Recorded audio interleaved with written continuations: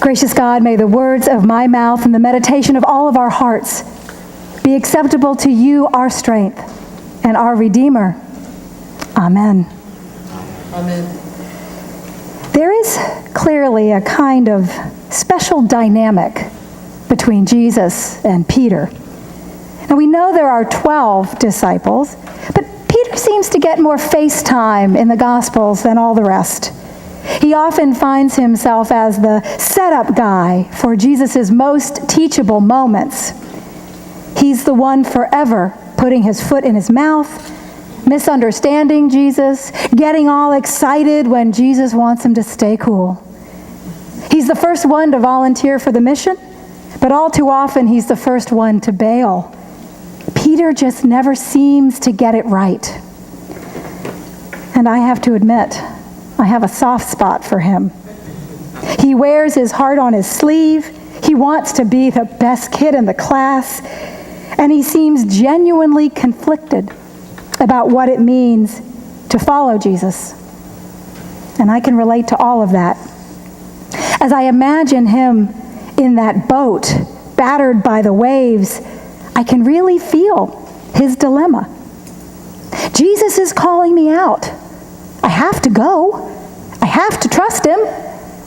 But what if it isn't real? What if I get out there and I can't do it? What if I sink? Maybe I should just stay in the boat.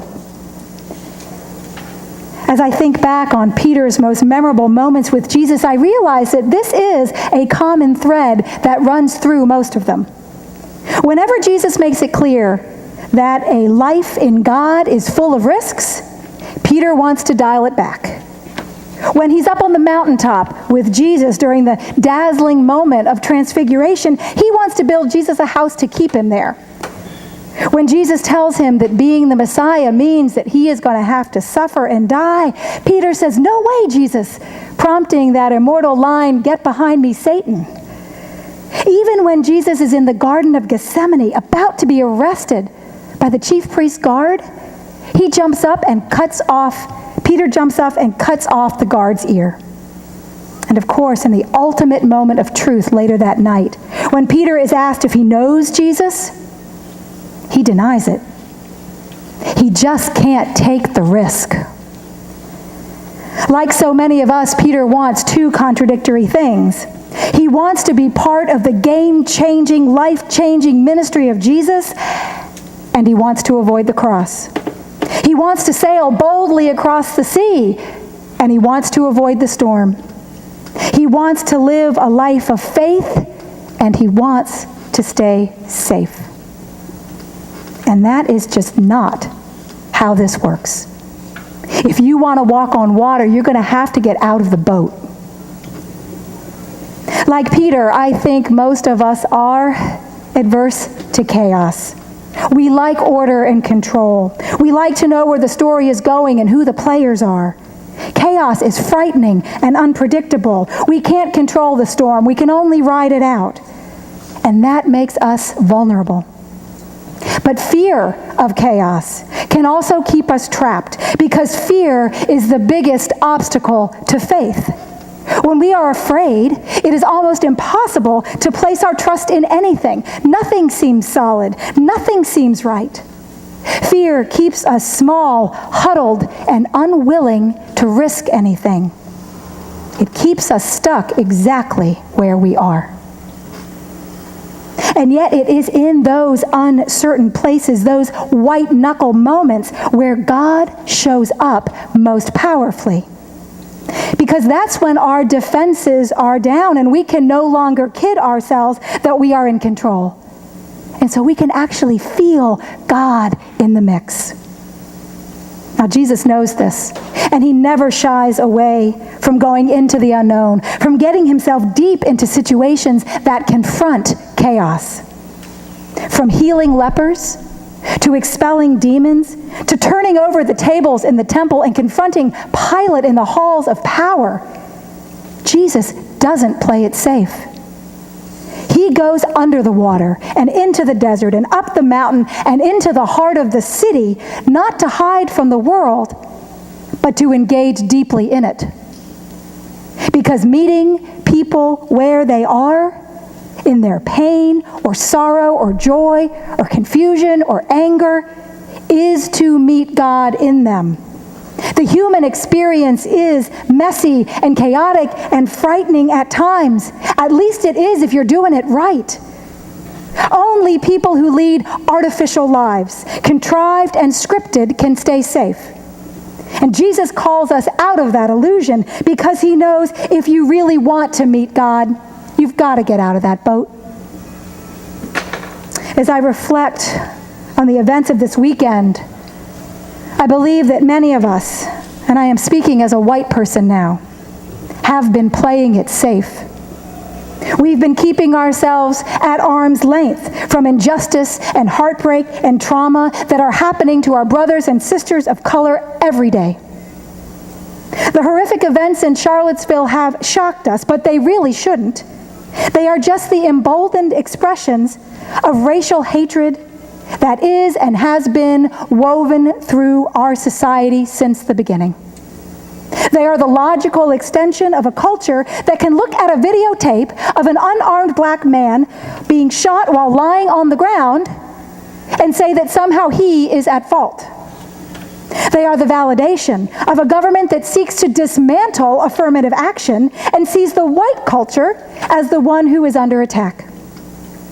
They are the megaphone given to the racist dog whistles of a president who cannot condemn white supremacists and pretends to see fault on many sides. If this doesn't wake us up, what will? But too many of us believe that if we just stay under the radar in our safe boats of privilege, we can ride out the storm. We see our brothers and sisters of color drowning, but we don't want to risk getting out in the boat in case we go under too.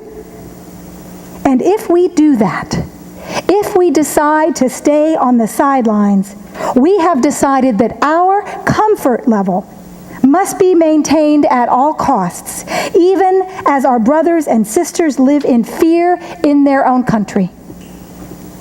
We have decided that our safety is more important than their lives. And if that is where we are, then we have to stop calling ourselves Christians. We have to stop pretending that we are following Jesus. Because our silent complicity does not just dehumanize our brothers and sisters of color. When we decide that maintaining our safe worldview is more important than justice and dignity for them, we too have lost our humanity. Because that is what is at stake if we continue to keep quiet. The lost humanity of all of us.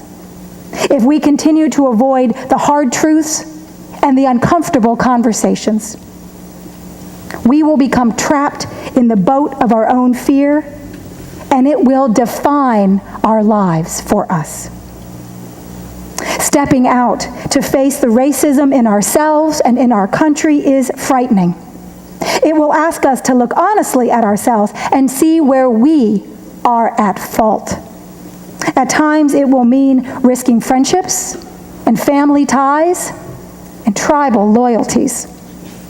If we do it right, it will mean that we have to die to an old illusion about who we are so that we can be reborn as full human beings, fully embracing the image of God in ourselves and one another.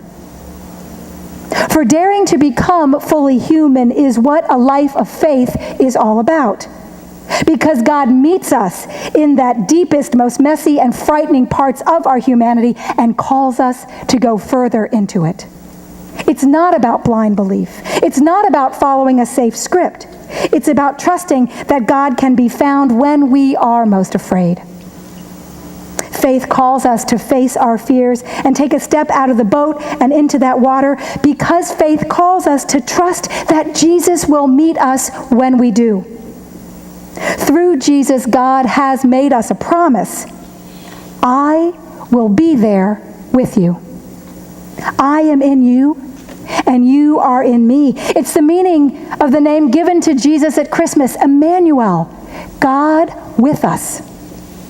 There is no storm big enough to sink us When we remember that our lives are entwined with and held up by something infinitely more loving, something infinitely more powerful than fear.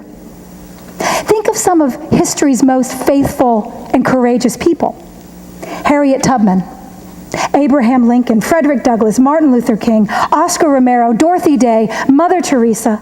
Their faith gave them the courage to step into the storms of their day. And think about those people who showed up in Charlotte yesterday to raise voices of love and justice in the face of hate. They too didn't shy away from chaos or heartbreak. They put their life, their love, and their bodies on the line. They answered the call to go into it because they knew that Jesus was offering his hand and that it was God that would never let them go. If we dare to call ourselves Christians, we must answer that call too. We cannot play it safe. Whenever we are surrounded by the storms of life, and they will rage, and they will frighten us, may we never forget that the same promise is offered to us. May we reach for Jesus' outstretched hand, confident that with him we are not alone, and that we too can keep our heads above water. As he stands in the midst of that storm, he invites us to turn our fear into faith. All we need to do is get out of the boat. May it be so. Amen.